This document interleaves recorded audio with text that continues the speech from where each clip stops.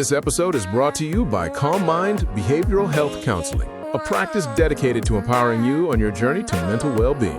Michael C. Thompson, a licensed professional counselor, provides a safe, confidential space through convenient online therapy. It's a place to explore your thoughts, discover your strengths, and nurture genuine self-compassion and self-awareness. Remember, even strength needs support. If you're ready to take control of your life, visit calmmind.life to schedule a free, no-obligation 15-minute consultation. Hello, and welcome to Episode 4 of the Mindful Insights Podcast. I'm Charlie Michaels, and I'm so happy to be joined by my insightful co-host, Michelle Thomas. It's wonderful to be here, Charlie. Today, we are wading into some truly fascinating territory as we wrap up our deep dive into the Cluster A personality disorders. We've talked about the world of mistrust in paranoid personality disorder and the world of detachment in schizoid personality disorder.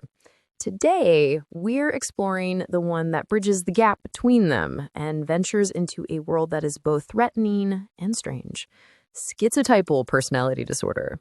It's a condition that really challenges our understanding of personality and its connection to other forms of mental illness.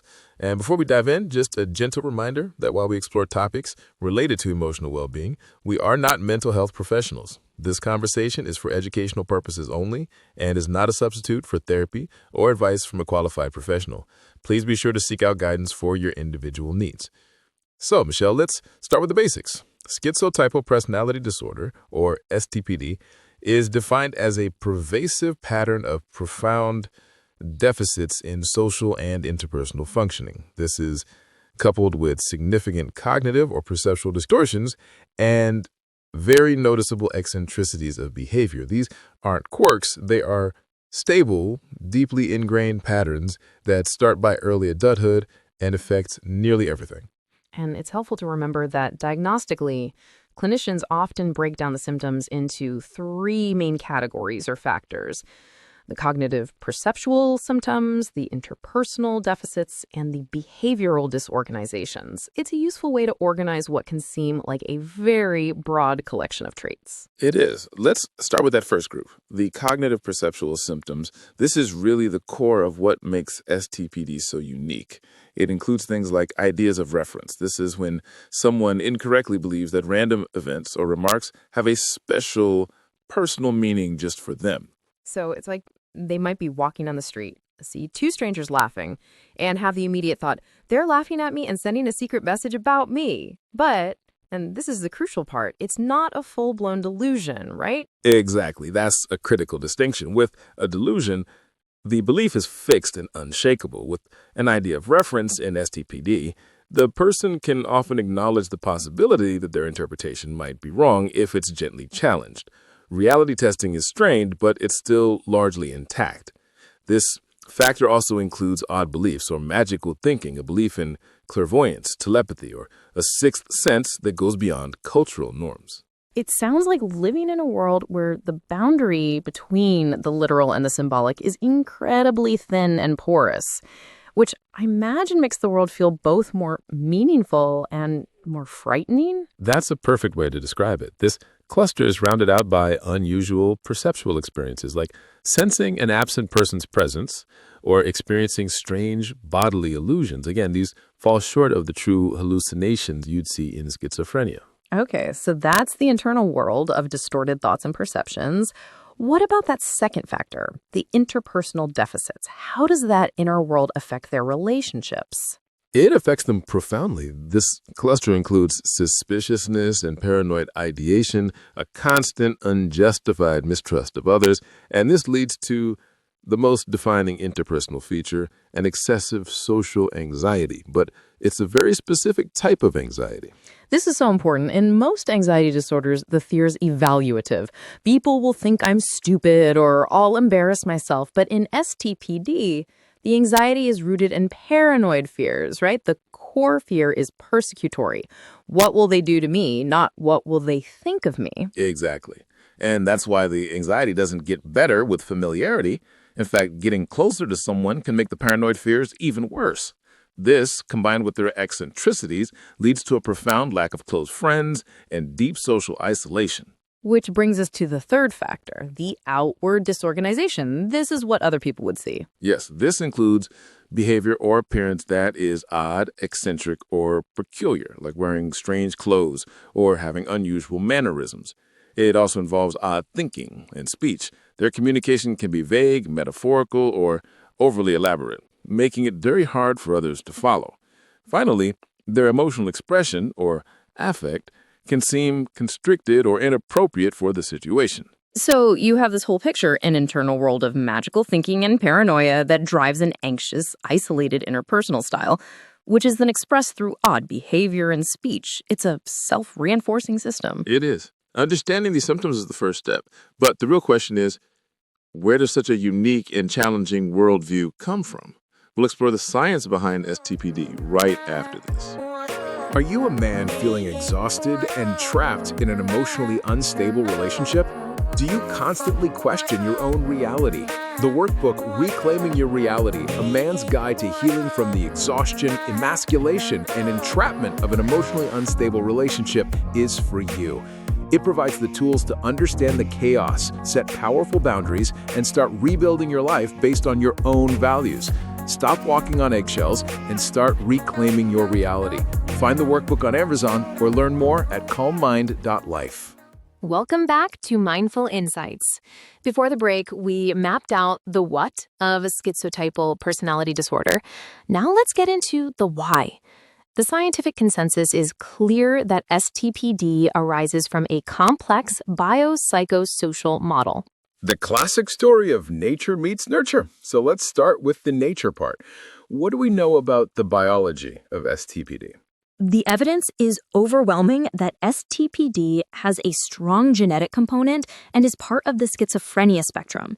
It's much more common in the biological relatives of people with schizophrenia, suggesting a shared genetic liability. Essentially, STPD is often considered a milder expression of the same underlying genetic vulnerability. So the genes create a predisposition. How does that show up in the brain itself? I know this is an area with a lot of fascinating new research. It is. Neuroimaging studies have found that individuals with STPD often have brain abnormalities that are qualitatively similar but less severe than those seen in schizophrenia.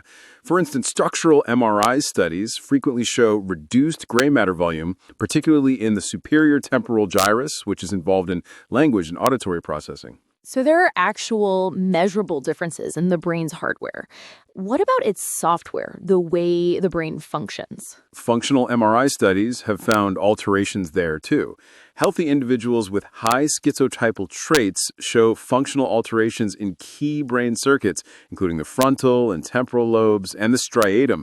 Resting state fMRI, which looks at the brain's default wiring, reveals abnormal connectivity in the corticostriatal circuits that are crucial for managing cognition and perception. It sounds like the brain's communication systems are just wired a bit differently, making it harder to process the world in a typical way. So that's the bio, but that predisposition doesn't exist in a vacuum. What about the social part of the model? That's where early life experiences come in. There's a very strong link between STPD and a history of childhood trauma, abuse, and especially neglect. Growing up in an emotionally cold, detached, or chaotic caregiving environment appears to be a major risk factor. The idea is that this early stress interacts with the genetic vulnerability, activating it and shaping its expression into the full clinical disorder. This is such a critical point. It reframes the entire condition. And there's a major change happening in the wider psychiatric world that really solidifies this new understanding, isn't it? There is, and it's a huge deal. The World Health Organization's Diagnostic Manual, the ICD-11, has actually reclassified schizotypal disorder. It no longer considers it a personality disorder at all. Instead, it has been moved into the chapter on schizophrenia or other primary psychotic disorders. Wow, that is a massive shift. So the ICD-11 essentially says this isn't a personality type, but a genuine neurodevelopmental illness on a continuum with psychosis. That feels like the most important takeaway. It moves us away from judgment and toward a medical and compassionate understanding. It's not a character flaw, it's a condition rooted in biology and shaped by pain. That's the perfect way to synthesize it. This isn't just an odd personality, it's a sub-threshold expression of a neurobiological process. And that reframing is so powerful and really changes how we think about treatment. It certainly does. Let's take a quick break and we'll dive into what that help looks like when we get back. Ever wonder if one good act can erase a lifetime of bad ones? The novel Anger's Bitch by Michael C. Thompson explores this question through Lyndon Gibson, an ex-con fighting to keep his violent past buried. But when a heroic moment makes him an internet sensation, it unearths the very demons he's trying to escape. This is a powerful, character-driven story about the nature of anger, the weight of the past, and the difficult road to redemption. Anger's Bitch is a must-read, available now on Amazon. Welcome back. We've established that STPD is a complex neurodevelopmental condition on the schizophrenia spectrum. Now let's talk about what helps. And the first thing to acknowledge is that treatment is very challenging, primarily because of one thing, the therapeutic alliance. Of course, the foundation of therapy is a trusting relationship, but the core symptoms of STPD, the paranoia, the social anxiety, the mistrust, are the very things that make forming a trusting relationship so incredibly difficult. It's the central hurdle. A therapist's questions might be seen as intrusive, their empathy as a trick. So the initial goal of therapy isn't even symptom reduction. It's simply to build a safe, reliable, and consistent connection.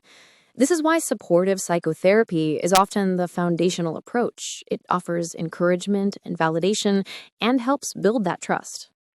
Once that foundation is in place, what does the active therapy look like? Cognitive behavioral therapy, or CBT, is one of the most common approaches. The therapist works with the patient to gently identify and challenge the distorted thoughts, the ideas of reference, the magical thinking. A core component is what's called reality testing, helping the person learn to check their distorted ideas against objective evidence. And I imagine social skills training is also a big piece of the puzzle, given the profound interpersonal difficulties. A huge piece. Reviews of the research consistently recommend it. CBT often incorporates explicit training on how to recognize social cues, manage anxiety, and practice communication skills in a safe environment. So psychotherapy is the main event. What role, if any, does medication play? It plays a crucial adjunctive role. It's important to know there are no medications specifically FDA approved for STPD itself, but low-dose antipsychotic medications have been shown to be very effective at managing the cognitive and perceptual symptoms, the paranoia and the magical thinking. And antidepressants are often used to treat the very common co-occurring depression and anxiety.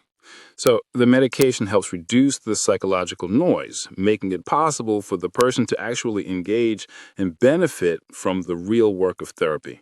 That's the perfect way to put it. Finally, it's vital to distinguish STPD from its cluster A neighbors. Right. We know the social isolation in paranoid PD is driven by mistrust, and in schizoid PD, it's driven by a lack of desire. For schizotypal PD, the isolation is driven by that intense paranoid fear of others combined with the eccentricities that push people away. And unlike schizoid PD, people with STPD often do desire relationships, which makes the isolation particularly painful. Exactly. The presence of those prominent cognitive and perceptual distortions is the single biggest thing that separates STPD from the other two. So when we pull it all together, the big takeaway here is that schizotypal personality disorder is a serious, complex neurodevelopmental condition. The goal of treatment isn't to force a personality transplant, but to reduce the distress, improve reality testing, build social skills, and help the person find a way to live a more stable and meaningful life. That's a perfectly hopeful and realistic note to end on. We'll be back with our final thoughts right after this. Do you want to know your purpose? The latest post on the Mindful Insights Substack, Finding Purpose and Living Values, explores how to reconnect with what truly matters. It's about moving beyond societal expectations and discovering your own authentic direction. To help you on this journey, there's a free value clarification exercise available at calmmind.life. It's a powerful tool to help you identify your core principles and start building a more meaningful life today. Visit calmmind.life to get started. Charlie, what an incredible journey through such a complex topic. I think the biggest shift for me is seeing STPD not as a collection of odd behaviors, but as a condition deeply rooted in biology and the human need to make sense of a world that feels both confusing and unsafe. I couldn't agree more, Michelle. Moving from seeing eccentricity to understanding the underlying neurodevelopmental story is the bridge from judgment to compassion. Thank you for helping us walk across that bridge today. And to our listeners, thank you for joining us as we've explored the complex world of Cluster A. And we hope you'll join us next time as we open the door to a very different world, the dramatic, emotional, and often erratic presentations of the Cluster B disorders. You've been listening to the Mindful Insights podcast. If this episode resonated with you, please consider subscribing and maybe share it with someone you think might need to hear it. You never know who you might be helping. Until next time, be kind to your mind.